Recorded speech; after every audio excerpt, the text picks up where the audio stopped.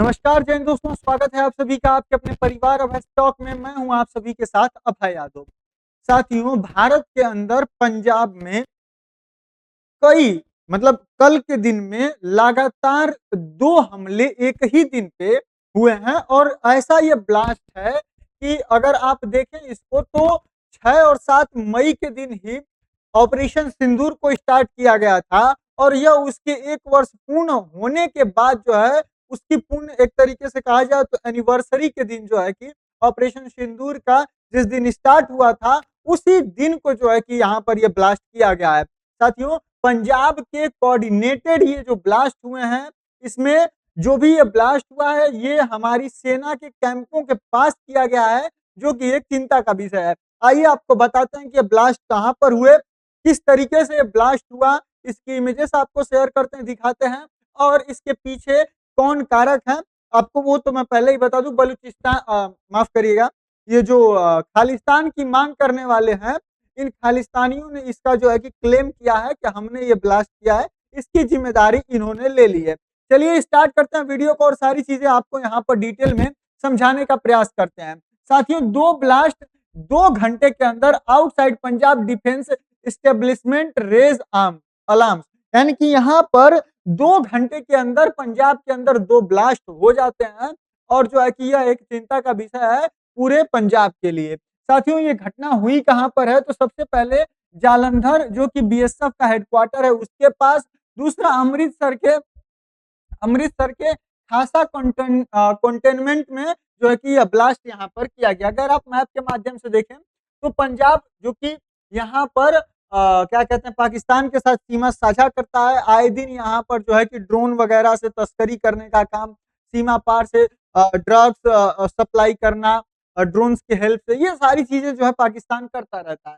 तो ये आपका पाकिस्तान जो अमृतसर पाकिस्तान का से सीमा साझा करता हुआ अमृतसर, एक ब्लास्ट यहाँ पर हुआ है और एक आपको यहाँ पर जालंधर में देखने को मिला है, यानी कि इन दोनों शहरों के बीच में यहाँ पर जो है कि ब्लास्ट किया गया है। साथियों, यहाँ पर कब ब्लास्ट हुआ तो रात के 8:45 के समय पे बीएसएफ चौक के पास जालंधर में ये ब्लास्ट हुआ। यहाँ पर तरीका क्या था तो एक स्कूटर था जिसमें कि आईडी यहाँ पर लगाया गया था। इसमें जो संदिग्ध व्यक्ति है वो गुरप्रीत सिंह है जो कि 22 वर्ष का है, जो कि एक पार्सल डिलीवरी बॉय है। और इस व्यक्ति का कहना है कि देखिए हमको नहीं पता है कि ये किस तरीके से आया है, ये कैसे कि हमारे स्कूटर में आया, और इसका कहना है कि शायद ये फेंका गया था हमारी स्कूटर के पास में, ये इस स्कूटर में नहीं लगा हुआ था। तो ये अभी संदिग्ध के रूप में इनको जो है कि जो भी एजेंसियां हैं उन्होंने हिरासत में लिया हुआ है। नुकसान की बात करें तो जो स्कूटर में विस्फोट हुआ तो यहाँ पर हमारा एक जो बीएसएफ के जवान थे वो यहाँ पर घायल हो गए हैं। दूसरा जो ब्लास्ट हुआ है अमृतसर के खासा कंटेनमेंट में, यहाँ पर यह ब्लास्ट रात के करीबन 10:50 के पास हुआ। साथियों, यह खासा कंटेनमेंट के दीवार के बाहर हुआ और इसकी पहचान जो है वो अटारी रोड जो बीएसएफ कैंप के सामने है वहां पर जो है कि ये हुआ। जांच में जो जितनी भी टीमें हैं वो यहाँ पर तैनात कर दी गई हैं, जो भी बॉम्ब स्क्वाड हैं, जो भी फॉरेंसिक टीमें हैं वो यहाँ से सैंपल्स अपना उठाकर लेकर चली गई हैं। राहत की बात यह है कि अमृतसर में हुए इस हमले में, इस ब्लास्ट में कोई भी व्यक्ति जो है, कोई भी हमारा सैनिक या फिर कोई आम व्यक्ति यहाँ पर उसको हताहत नहीं हुआ है। यह जो है कि अभी राहत की बात है। साथियों, प्रारंभिक जांच में दोनों धमाकों में आईडी का इस्तेमाल यहाँ पर किया गया है, यह सामने निकल कर आया है। 2 घंटे के अंदर 2 सैन्य प्रतिष्ठानों को यहाँ पर निशाना बनाया गया है, यानी कि यहाँ पर जो है कि कुछ बड़ा करने का ये लोग प्लान कर रहे थे। ये वीडियो है, शायद से यूट्यूब इसको रेस्ट्रिक्टेड कर दे। ये ब्लास्ट के समय का है पूरा ये वीडियो, जो कि आप यहाँ पर देख सकते हैं कि किस तरीके से यहाँ पर पूरा ब्लास्ट हुआ था। साथियों, अब बात करें कि जांच में कौन सी एजेंसियां यहाँ पर शामिल हैं। पहला हमारी एनआईए, यानी कि जो नेशनल इन्वेस्टिगेशन एजेंसी है, जो कि जांच करती है इस तरीके के मामलों की, तो वो यहाँ पर इन्वॉल्व है। यह मुख्य जांच करता है जो कि चंडीगढ़ से टीम पंजाब पुलिस के साथ मिलकर जांच कर रही है और ये क्रॉस बॉर्डर एलिमेंट की संभावनाओं की यहाँ पर जांच की जा रही है। साथियों, जितने भी तथ्य मैं आपको इस वीडियो में बता रहा हूं, अभी तक इसकी किसी भी चीज की पुष्टि ऑफिशियली यहाँ पर नहीं की गई है, क्योंकि हमारी जो भी एजेंसियां हैं वो पाकिस्तान के जैसे नहीं है कि बिना वो किसी भी प्रूफ के किसी के ऊपर जो है कि ब्लेम कर दें। जैसे पाकिस्तान के अंदर बलूचिस्तान के लड़ाके कुछ भी करते हैं तो वो तुरंत उठकर बोल देते हैं कि हाँ, जो है कि भारत द्वारा इसको फंड किया जा रहा है या भारत का किया करा है। तो वैसा भारत नहीं करता है। भारत पहले पुख्ता सबूत जुटाता है और उसके बाद ही किसी के ऊपर जो है कि ब्लेम करता है। तो ये अभी यहाँ पर जो क्रॉस बॉर्डर एलिमेंट है उनकी संभावनाओं की जांच की जा रही है। पंजाब पुलिस इसमें इन्वॉल्व है, जो कि जमीनी जांच, सीसीटीवी विश्लेषण, संदिग्धों से पूछताछ और डीजीपी गौरव यादव की निगरानी में विशेष टास्क फोर्स यहाँ पर गठित की गई है। बीएसएफ सीमा सुरक्षा बल, सीमा पर हाई अलर्ट जारी कर दिया गया है। जो ड्रोन सर्विलांस है वो बढ़ा दिया गया है और पाकिस्तान सीमा पर विशेष निगरानी यहाँ पर की जा रही है। जो हमारी एफएसएल और बीडीएस है, यानी कि जो फॉरेंसिक और बम निरोधक जो दस्ता है वो यहाँ पर है। उन्होंने जो विस्फोट हुआ है उसके नमूने को एकत्रित कर लिया गया है और आईडी को प्राकृतिक और मूल जानने के इसकी प्रकृति और मूल जानने के लिए यहाँ पर परीक्षण जो है कि अभी जारी है। वहीं हमारी आईबी और आरएडब्ल्यू भी यहाँ पर जो इंटेलिजेंस ब्यूरो है और जोरा है वो भी यहाँ पर शामिल है और जो हमारी आर्मी इंटेलिजेंस है, जो सेना के खुफिया विभाग है वो भी यहाँ पर अब सक्रिय हो चुके हैं। साथियों, वीडियो में आगे बढ़े उससे पहले आप सभी लोगों से एक छोटी सी रिक्वेस्ट करना चाहूंगा कि चैनल पर नए हैं तो सब्सक्राइब कर लीजिए, या फिर आप पुराने भी वीडियो देखते हैं तो सब्सक्राइब कर लीजिए, क्योंकि ये डाटा देखिए आप जो कि हमें यूट्यूब देता है। आप में से जितने भी मेरे व्यूवर्स हैं उनमें से जो वीडियोस देखते हैं, ऐसा नहीं कि ये लोग वीडियो नहीं देखते हैं, किसी का भी डाटा उठा के दे दिया है। जो लोग वीडियो रेगुलर वीडियो वॉच करते हैं उसमें से 88.8% ऐसे लोग हैं जिन्होंने चैनल को सब्सक्राइब नहीं किया हुआ है और मात्र 11.2% ही ऐसे लोग हैं जो कि चैनल सब्सक्राइब किए हुए हैं। मैं आपसे ये पूछना चाहता हूँ, जिन्होंने सब्सक्राइब नहीं किया हुआ है, आपका कोई पैसा लगता है, कोई चार्ज लगता है? नहीं ना लगता है तो कर लीजिए ना। कितना समय लगेगा आपको? 1 सेकंड से भी कम का समय लगता है। ये हमारी घंटों की मेहनत का मोटिवेशन होता है साथियों। अगर आप यूट्यूब से रिलेटेड मतलब कंटेंट नहीं बनाते हैं तो आपको शायद इसकी जानकारी ना हो, लेकिन जो ये सब्सक्राइबर्स होता है, यह जो सब्सक्राइब आप करते हैं ये हमारे लिए बहुत बड़ा मोटिवेशन होता है। तो कृपया करके सब्सक्राइब अवश्य कर लीजिएगा, क्योंकि ये कंटेंट जो हम बनाते हैं घंटों मतलब कम से कम 2 से 3 घंटा लगता है एक वीडियो को आप तक पहुंचाने में। चलिए आगे बढ़ते हैं।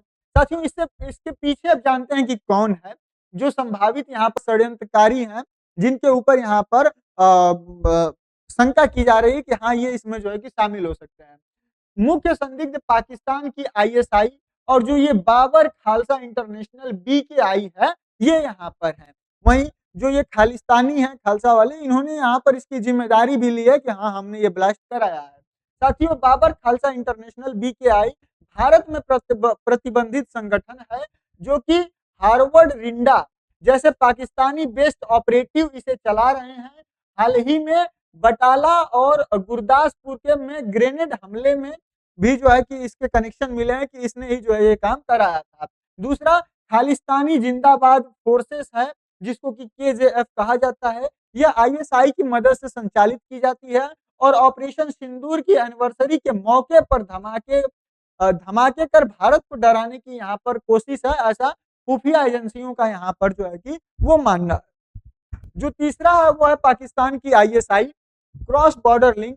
एनआईए का मानना है कि विदेशी हैंडलर्स ने स्थानीय कट्टरपंथियों को निर्देश दिए, जो पुर्तगाल बेस्ड जो मेंदर बीला करके है और यहाँ पर एक मन्नू अगवान करके है, इस जैसे नामों को यहाँ पर इन्होंने बताया है। वहीं स्थानीय स्लीपर सेल्स यानी कि ड्रोन और जो हवाला के जरिए हथियार और जो पैसे यहाँ पर आते हैं वो यहाँ पर मिलता है। युवाओं को ड्रग नेटवर्क के जरिए फंसाया जाता है और फिर आतंकवादी काम में यहाँ पर जो है कि लगाया जाता है। साथियों, आपको बता दें कि हमारा यूपी और बिहार का एरिया बेसिकली बिहार में तो बंद है सारी चीजें दारू वगैरह, लेकिन वहां पर भी जो है नशे का मतलब एकदम एक्सट्रीम लेवल बदनाम यहाँ पर किया जाता है कि जो बिहार है और जो यूपी है यहाँ पर नशा दारू इसके लिए एकदम फेमस कर दिया गया है। लेकिन अगर मैं आपको यहाँ पर वीडियो में फैक्ट लेके आया हूँ, पूरी एक एक चीज लेकर आया हूँ, जिससे आपको समझ में आएगा कि किस तरीके से जो हमारी युवा पीढ़ी है पंजाब के अंदर, वो लोग नशे के लत में जा रहे हैं या फिर उनको लगाया जा रहा है वो नशा जानबूझकर, और वो कितना बड़े लेवल का है, और उसमें उनको फंसाने के बाद जो है इस तरीके की आतंकवादी जो है वो गतिविधियां कराने का जो है कि उनसे प्रयास, उन पर दबाव बनाया जाता है, और जिसके लिए वो मजबूर होते हैं फिर इस तरीके का काम करने के लिए। साथियों, यहाँ पर टाइमिंग सबसे संदिग्ध है, क्योंकि आज ही का वो दिन है जब ऑपरेशन सिंदूर यहाँ पर किया गया था, और आज से एक दिन पहले या फिर आज ही के दिन को समझिए कि यहाँ पर इस तरीके का ब्लास्ट यहाँ पर इन्होंने किया है। साथियों, अब खालिस्तान और उग्रवाद क्या है? आप लोग खालिस्तान का जिसने ये क्लेम किया है उसके बारे में जानना जरूर चाहेंगे। तो देखिए, 1947 और 70 के जो टाइम था, इसमें इसका जन्म होता है। विभाजन के बाद यह अलग सिख राज्य जो कि खालिस्तान है, इसकी मांग करते हैं, जो कि आनंदपुर साहिब प्रस्ताव 1973 से आंदोलन को यहाँ पर बल मिलता है। यानी कि ये लोग कहते हैं, कुछ यहाँ पर कट्टरपंथी होते हैं जो कहते हैं कि हम अपना अलग राज्य बनाएंगे, जो कि पंजाबियों के लिए होगा, सिखों के लिए होगा, और यहाँ पर जो है कि उसका नाम ये लोग खालिस्तान रखते हैं। इसके बाद दौर आता है 1984 का, और यहाँ पर ऑपरेशन ब्लू स्टार किया जाता है। यानी कि ये लोग क्या करते हैं, आप सभी लोगों ने उस घटना को देखा होगा, उसके बारे में मैं डिटेल चर्चा नहीं करूंगा। पीएम यहाँ पर इंदिरा गांधी होती हैं, और इनके आदेश पर जो है गोल्डन टेम्पल में यहाँ पर सेना प्रवेश करती है। होता आप सभी लोगों को पता ही है, लेकिन मतलब कि पूरा गोल्डन टेम्पल के अंदर ये लोग, जो भी वहां पे लोग होते हैं, उनको यहाँ पर बंदी बना लेते हैं, जिसके बाद यहाँ पर इंदिरा गांधी की अनुमति से जो है यहाँ पर सेना प्रवेश करती है, आतंकवादी जो है वहां पर होते हैं, जिसके बाद से जो है कि वो ऑपरेशन किया जाता है, और यहाँ पर इंदिरा गांधी की इस ऑपरेशन के वजह से इंदिरा गांधी की जो है कि यहाँ पर हत्या करा दी जाती है खालिस्तानियों के द्वारा। साथियों, इसके बाद 1980s और 1990s का दौर आता है, जिसके अंदर जो ये बीकेआई, केसीएफ, केएलएफ जैसे संगठन 10,000 से अधिक लोगों को ये लोग मारते हैं, और पंजाब पुलिस के बहादुर अफसरों ने इसको जो है कि दबाया जाता है, उनके द्वारा इसको दबाया जाता है। उसके बाद आता है 1995 से अगर 2000 का, तो इसमें इस पूरे ग्रुप का मतलब जो भी ये खालिस्तान की मांग करने वाले लोग थे, इनका पूरे तरीके से पतन हो जाता है, और एक तरीके से पंजाब में जो है कि यहाँ पर शांति धीरे धीरे बहाल हो जाती है। साथियों, 2010 से और अब तक की बात करें तो यहाँ पर पुनर्जागरण एक तरीके से हो रहा है। आपने कनाडा वाला भी मैटर देखा होगा, जिसमें कि वो जो पन्नू था और उसके अन्य जो साथी थे, वो लोग यहाँ पर खालिस्तान की मांग भारत से अलग रहकर किसी अन्य देश में रहकर कर रहे थे। यूके में पाकिस्तान संचालित है, पाकिस्तान से ये संचालित है। ड्रोन और ड्रग्स और टेरर नेक्सस ये जो है कि यहाँ पर संचालित करते हैं।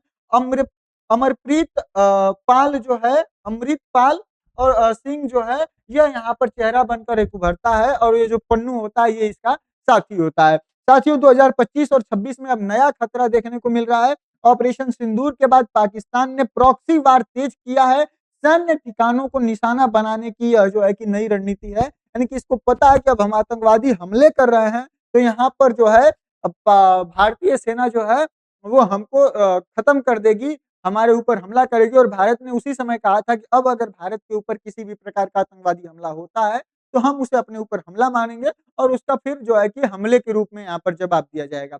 तो इसके वजह से अब ये प्रॉक्सी वार जो है कि यहाँ पर ये स्टार्ट कर रहा है। साथियों, एक बढ़िया चीज यह है कि जो बीच में कनाडा में राजनीतिक वजह से यहाँ पर खालिस्तान का समर्थन किया जाता था, अब कनाडा ने भी इस खालिस्तानी ग्रुप को यहाँ पर जो है वो नेशनल सिक्योरिटी थ्रेट बता दिया है। यानी कि अब वहां की भी जो सरकार है वो एक तरीके से इसको खतरा मान रही है। अब बात करें साथियों, जो पंजाब है, इसमें जो नशा है, यानी कि नशे के बारे में जो मैं आगे आपसे बता रहा था कि जो युवाओं को लेकर जाया जा रहा है, और ये एक सोची समझी रणनीति है, जिसमें पाकिस्तान की जो आईएसआई है वो यहाँ पर पूरे तरीके से संलिप्त है।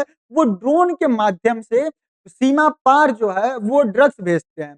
ठीक है, ड्रग्स बेचते हैं, ड्रग्स के साथ साथ ये हथियार भी बेचते हैं, और जो पैसा होता है वो भी यहाँ पर भेजा जाता है, जिससे कि यहाँ पर आतंकवाद को यहाँ ये लोग और बढ़ावा दे सकें। साथियों, भारत में स्थिति और अगर इसके इतिहास के बारे में आपको बताऊं तो यह नंबर 2 पर है ड्रग ट्रैफिकिंग केस में। एनसीबी 2024 में दिल्ली के बाद जो है कि पंजाब यहाँ पर है। वहीं 1150 किलोग्राम जो है हीरोइन यहाँ पर 2024 में जब्त किया गया था, जो कि सभी राज्यों में सबसे अधिक जो है कि हीरोइन अगर कहीं जब्त किया गया था, तो वो राज्य पंजाब था। साथियों 163 ड्रोनों से नशा तस्करी किया गया था, जो कि 2024 में पंजाब में ये रिकॉर्ड किया गया था। 66 लाख से अधिक जो नशे के आदि यहाँ पर लोग थे। वहीं पंजाब में कुल लगभग 10% जो युवा हैं वो यहाँ पर नशे के आदि हो चुके हैं। साथियों ड्रग टेरर नेक्सस नशा के साथ साथ हथियार मतलब कि इनके साथ भेजता है। जो ड्रोन्स होता है उनमें ऐसा नहीं होता है कि सिर्फ और सिर्फ ड्रग्स और अफीम वगैरह ही यहाँ पर आती है, या उसमें क्या कहते हैं हथियारों को भी यहाँ पर भेजते हैं, जो कि पाकिस्तान से यहाँ पर ड्रोन के द्वारा यहाँ पर भेजा जाता है। साथियों अगर 1980s की बात करें तो उस समय गोल्डन क्रिसेंट करके ये चलता था, जब अफगानिस्तान पाकिस्तान से हीरोइन आना शुरू हुआ था और खालिस्तानी आंदोलन के दौरान नशे को जो है कि यहाँ पर दोहरा उपयोग किया जा रहा था। वहीं 1990 से लेकर 2000 तक ग्रीन रिवॉल्यूशन की समृद्धि के बाद नशे की खरीद बढ़ी और जो समवर्ती जिले हैं जैसे कि अमृतसर, तरन तारण और फिरोजपुर, यह यहाँ पर जो है कि इस नशे के का केंद्र बन गया। 2010 में उड़ता पंजाब 2016 में उड़ता पंजाब 2016 इसने राष्ट्रीय ध्यान खींचा और सरकारी आंकड़े जो 2022 में थे वो थे 12,423 एनडीपीएस केस यहाँ पर जो है कि ड्रग्स वगैरह के यहाँ पर सामने निकल कर आए, जो कि सबसे अधिक हैं पूरे भारत में। वहीं 2020 और से 2026 के बीच में अगर आप देखें तो ड्रोन तस्करी में 60 गुना वृद्धि हुई है, यानी कि पाकिस्तान से भारत के पंजाब के अंदर जो यहाँ पर ड्रोन से तस्करी की जा रही थी उसमें 60 गुना यहाँ पर वृद्धि हुई, जिसमें 2021 में 3 केस थे, वहीं 2024 में 163 केस जो है कि यहाँ पर देखे गए थे। साथियों इसमें ड्रग के साथ साथ गन और टेरर के पैकेज भी यहाँ पर जो है कि आते रहते हैं। साथियों बात करें कि पाकिस्तान से खतरा क्या है, पंजाब की सुरक्षा को चुनौती किस तरीके से है, तो देखिए पाकिस्तान की रणनीति है ड्रोन वॉरफेयर, यानी कि 2021 में 3 केस, 2024 में ये 163 केस तक पहुंच गया, जिसमें ड्रोन के हेल्प से ये लोग हीरोइन, AK-47, आईईडी ये सब ड्रोन से जो है कि भारत के अंदर यहाँ पर भेजने का काम करते हैं, क्योंकि इनको पता है कि ये हैं एकदम मतलब बुजदिल हैं, सामने से तो इनके बस की है नहीं, इनके बाप की औकात नहीं है कि ये आके लड़ लें। तो ये लोग करते क्या है कि अब इस तरीके से भारत को जो है कि नशे की लत लगाकर यहाँ पर कमजोर करना चाहते हैं।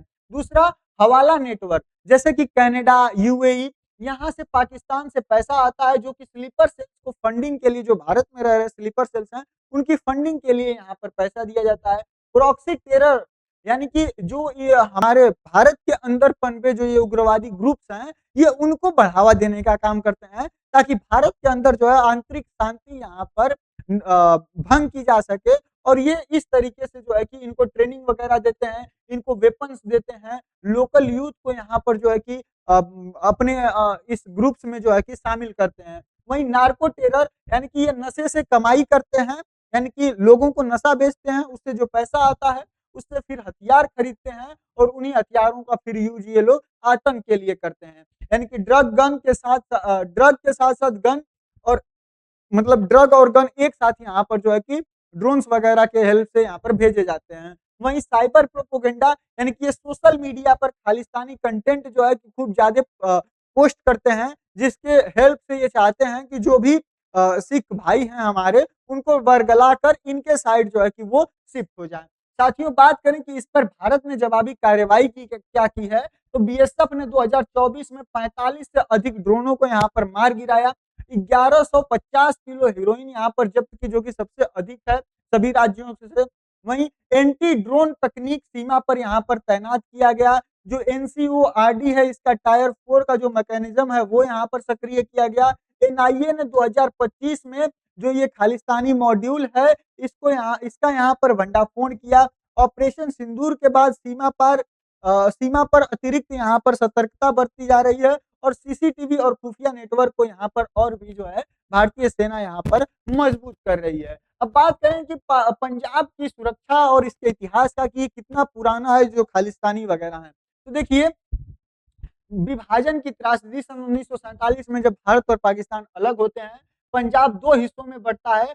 एक भारत में रहता है और दूसरा जो है वो पाकिस्तान के अंदर चला जाता है। यहाँ पर लाखों का पलायन होता है और सीमा का जो है कि यहाँ पर जन्म हो जाता है कि पंजाब के 2 टुकड़े यहाँ पर हो जाते हैं। इसके बाद साथियों दौर आता है 1965 से लेके 71 का, जिसमें युद्धों में अग्रिम मोर्चा होता है। 1965 से लेके 1971 के युद्ध में पंजाब सबसे आगे रहता है, जिसमें बीएसएफ और आर्मी ने यहाँ पर दुश्मनों को रोका होता है। इसके बाद उग्रवाद का उदय होता है 1980 से लेकर 84 के बीच में, जिसमें भिंदरवाला का उदय होता है, जो स्वर्ण मंदिर में हथियारबंद गुट लेकर जो है कि पहुंचता है। जिसके बाद ऑपरेशन ब्लू स्टार चलता है 1984 में और यहाँ पर इसको जो है कि मतलब खत्म किया जाता है। फिर आता है 1984 से लेकर 95 का दौर, जो कि काला दशक के रूप में जाना जाता है, जिसमें 10,000 से अधिक जो है हत्याएं ये लोग करते हैं और केपीएस गिल के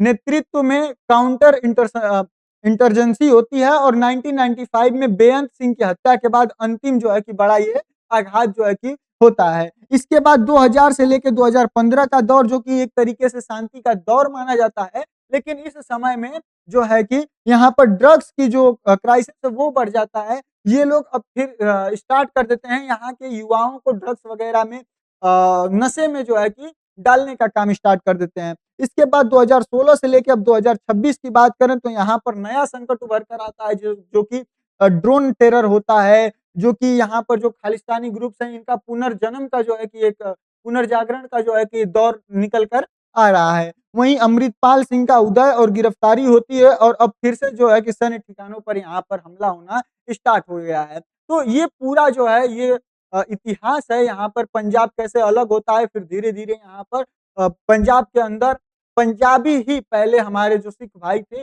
वही यहाँ पर जो 1965 से लेकर 71 का जो दौर था, जिसमें युद्ध होता है पाकिस्तान से भारत का, ये सबसे आगे रहते हैं, तो इनको लग जाता है पाकिस्तानियों को कि यहाँ से कुछ नहीं होने वाला है, तो फिर ये उग्रवाद का यहाँ पर फंडिंग करते हैं, यहाँ से ही कुछ जो कट्टर मानसिकता के लोग होते हैं, उनको यहाँ पर जो है कि जन्म देते हैं और वो यहाँ से फिर जो है कि गलत कामों को करना स्टार्ट करते हैं। साथियों अब यहाँ पर बात करें कि इसका निष्कर्ष क्या है, आगे का रास्ता क्या है, होगा क्या?